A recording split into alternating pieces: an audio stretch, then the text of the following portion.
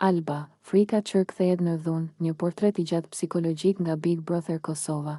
Alba nuk është vetëm ajo që shohim në Big Brother Kosova, publiku sheh sjellje, sheh reagime, sheh shpërthime, por rrallë sheh arsyet e brendshme që i shtyn njerëzit drejt atyre sjelljeve.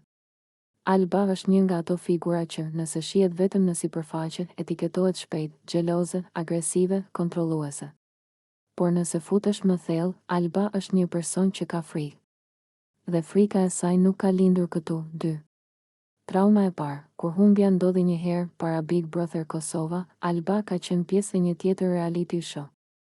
Aty ajo përjetoi një nga plagët më të forta emocionale të saj, një lidhje, një afërsi, një raport që ajo e konsideronte të veçantë, i u mor nga një banore tjetër, nuk ishte thjesht humbje romantike. Ishte humbje e vëmendjes, humbje e pozicionit, humbje e sigurisë, humbje e identitetit emocional dhe më e rëndësishmja, ajo mbeti pa mbyllje.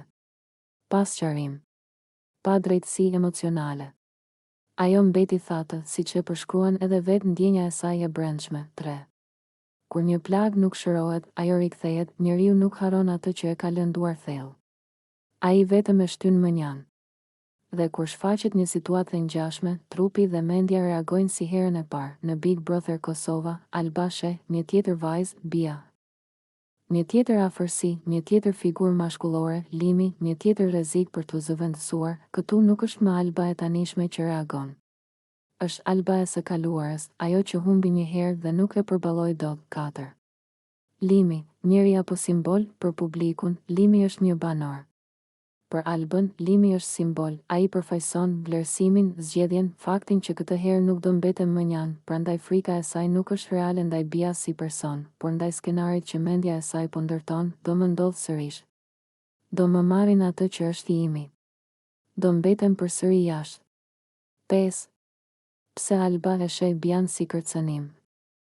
Bia, pa dashur, aktivizon plagën e Albës.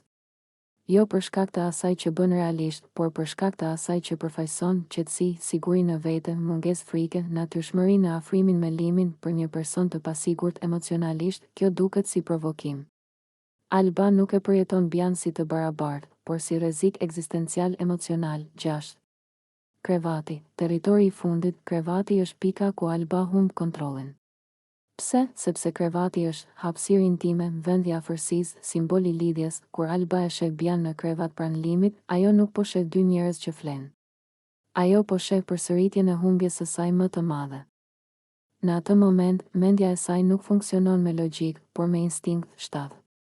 Dhuna si gjuhë e frikës. Nxjerrja e Bias nga krevati me dhunë nuk është akt force. Është akt paniku. Është mënyra më primitive e mendjes për të thënë, ndalo. Mos ma merr. Jo sërish.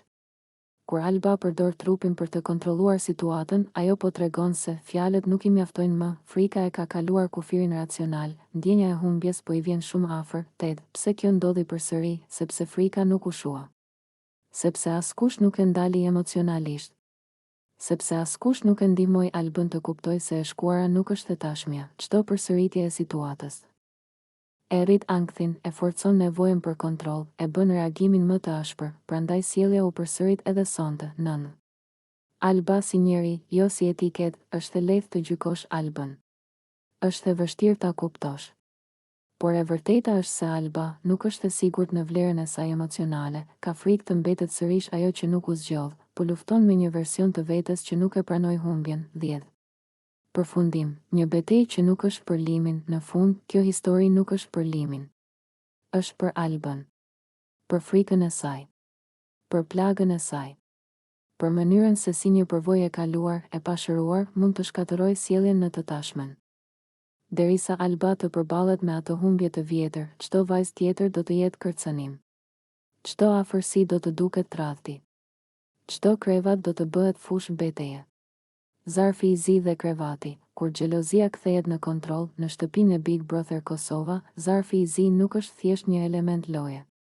Ai është një katalizator. Një objekt që zbërthen tensionet e fshehura, nxjerr në pa frikërat, xhelozit dhe nevojën për kontroll. Kur zarfi I zi mbërrin, askush nuk mbetet I paprekur emocionalisht. por atë mbrëmje, ndikimi i tij ishte veçanërisht i fortë mbi marrëdhënien e ndërlikuar mes Albës dhe Bias dhe mbi figurën qendrore që i lidhte të dyja, limin, atmosfera para shpërthimit që në orët e para të mbrëmjes shtëpia ndihej ndryshe. Nuk kishte zhurmën e zakonshme, as bisedat e lehta. Çdo shikim ishte i ngarkuar. Çdo lëvizje vëzhgohej. Alba ishte nervoze, e tendosur, shpesh duke kontrolluar hapësirat përreth. Bia, nga ana tjetër, përpiqej të sillej normalisht, por ishte e qartë se po ndjente presion, limiti, pa e kërkuar, ishte bërë pika e konfliktit. Jo sepse kishte bërë diçka konkrete atë çast, por sepse prania e tij, afrimiteti i tij me Bian dhe mënyra se si komunikonte me të, po interpretoheshin nga Alba si një kërcënim, zarfi i zi dhe ndryshimi i dinamikës. Kur zarfi i zi u lexua, loja ndryshoi.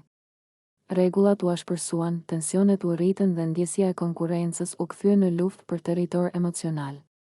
Në këtë pikë, konflikti nuk ishte më për nominime apo strategji, por për kontroll dhe posedim. Alba filloi të sillet në mënyrë gjithnjë më dominuese. Veçanërisht ndaj Bias, çdo afrimitet i Bias me limin shihej si provokim. Çdo ulje pranë tij, çdo bisedë, çdo buzëqeshje interpretohej si marrje. Krevati si simbol pushteti, në Big Brother, krevati nuk është thjesht vend për të fjetur. Ai është hapësirë intime, territor emocional, simbol sigurie. Dhe pikërisht aty shpërtheu konflikti. Alba nuk donte që Bia të ulej në krevat. Jo sepse krevati ishte i saj fizikisht, por sepse për të, ai përfaqësonte një vijë që nuk duhej kaluar. Kur Bia tentoi të ulej, reagimi i Albës ishte i menjëhershëm dhe agresiv. Fjalët u bën të ashpra. Tonet u ngritën. Alba e pa situatën jo si një moment të zakonshëm, por si një sfidë direkte. Në sytë e saj, Bia po i merrte limin, jo si person me vullnet të lirë, por si diçka që duhej mbrojtur, ruajtur, kontrolluar. Përplasja për limin, në këtë pikë, limiti u gjend në mes të një konflikti që nuk e kishte ndërtuar vetë, por që po e gëlltiste. Çdo reagim i tij interpretohej gabim. Nëse fliste me Bian, provokim. Nëse heshte, faj.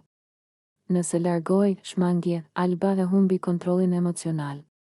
Ajo nuk po reagonte më ndaj asaj që po ndodhte realisht, por ndaj frikës së saj, frikës se po humbiste vëmendjen. Rëndësinë, pozicionin, dhuna e natës së kaluar, një natë më parë, situata kishte kaluar një vijë të rrezikshme. Bia ishte nxjerrë nga krevati me forcë. Jo simbolikisht, fizikisht.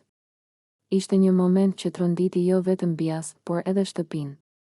Shumë pan, pak folen. Heshtja e asaj nate rëndoi më shumë se britmat. Bia ndjeu poshtërim. Jo vetëm sepse u prek fizikisht, por sepse u përjashtua nga një hapësirë sikur të mos kishte të drejtë të ishte aty. Ajo nuk reagoi menjëherë. Tronditja shpesh hesht dhe sonte, përsëritja, sonte, historia rrezikonte të përsëritej. Tensioni ishte i njëjtë, ndoshta më i fortë. Alba përsëri u përpoq të kontrollonte hapësirën. Të përjashtonte Bian nga krevati, nga afërsia me limin, nga vetë prania. Kjo nuk ishte më xhelozi e zakonshme. Ishte nevojë për dominim. Një përpjekje për të vendosur hierarki përmes presionit emocional dhe fizik. Bia, durimi që po shteron Bia, e cila për një kohë të gjatë kishte zgjedhur të mos përshkallëzonte situatën. Filloi të kuptoj se heshtja e saj po interpretohej si dobësi. Ajo nuk po përpiqej të merrte askën. Po përpiqej të ekzistonte lirshëm brenda shtëpisë. Në sytë e saj, problemi nuk ishte limiti. Problemi ishte fakti që një tjetër po përpiqej t'i diktonte ku mund të ulej, ku mund të flinte, ku mund të kishte pranë, reagimet e banorëve të tjerë. Ludo, Labinot dhe Labi e pan situatën me shqetësim. Disa tentuan të ndërhyjnë me fjalë, të tjerë zgjodhen të tërhiqen. Por tensioni ishte i dukshëm për të gjithë. Shtëpia nuk ishte më vend loje, por arenë emocionesh të pakontrolluara. Analiza psikologjike e konfliktit. Ky konflikt nuk ka të bëjë vetëm me një burr, një krevat apo një zarf. Ka të bëjë me frikën e humbjes, pasigurinë personale, nevojën për kontroll, mungesën e kufive emocional. Kur këto bashkohen, lind dhuna, fillimisht verbale, pastaj fizike. Përfundim, një vijë që nuk duhet kaluar. Big Brother është lojë presioni, por asnjë lojë nuk justifikon dhunën. As fizike dhe as psikologjike. Nxjerrja e dikujt nga krevati me forcë, kontrolli i hapësirës së tij dhe tentimi për ta përjashtuar janë shenja alarmi. Historia mes Albës dhe Bias, e ndezur nga zarfi i zi dhe e përshkallëzuar nga xhelozia për limin, Është një pasqyrë e qartë se si tensionet e pasgjidhura kthehen në shpërthime të rrezikshme.